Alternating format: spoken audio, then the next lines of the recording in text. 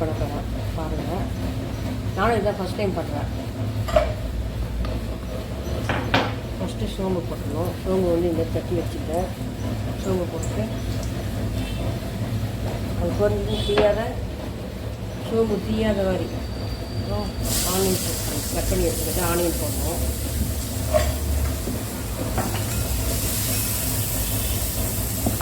பூண்டும் போடணும். பூண்டு, ஆனியன், பூண்டு ரெண்டையும் ஒன்றா போட்டுருவோம். வெங்காயம் பூண்டு போட்டுட்டு கருவேப்பிலையும் போட்டுடணும். கொஞ்சம் நல்லா வதங்கினதுக்கப்புறமா நல்லா வதக்கும்.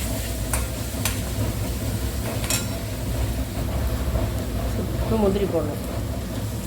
இந்த அளவுக்கு வதங்கினா போதும். ஏன்னா முந்திரி போட்டிங்கன்னா கொஞ்சம் வதங்கணும். கொஞ்சம் வதக்கலாம்.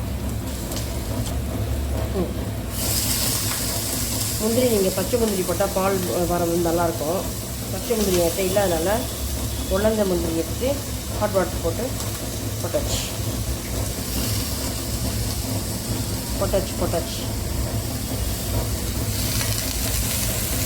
இதில் கொஞ்சம் சால்ட் அண்ட் மிளகாப்பொடி போடுறதாலும் போடலாம், அப்புறம் பெப்பர் போடுறதாலும் போடலாம், எது வேணாலும் போடலாம். நான் இப்போ வந்து மிளகாப்பொடி போடுறேன். இப்போ வந்து மிளகாப்பொடி போட்டுச்சு.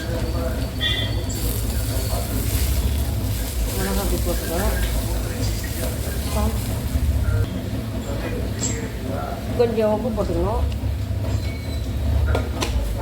அப்புறம் அது முந்திரி கொஞ்சம் வேகத்துக்காக தண்ணி ஊற்றி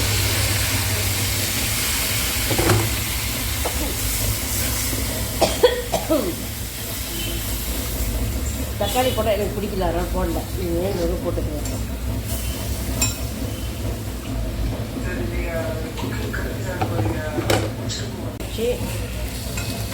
சாதத்து கூட பெசஞ்சு சாப்பிட்லாம். அப்படி இல்லைனாக்கா தொட்டுக்கலாம். சாம்பார், காரக்குழம்பு அது மாதிரி வச்சிங்கனாக்கா அது தொட்டுக்கலாம். அவ்வளோதான், ஃபினிஷ்.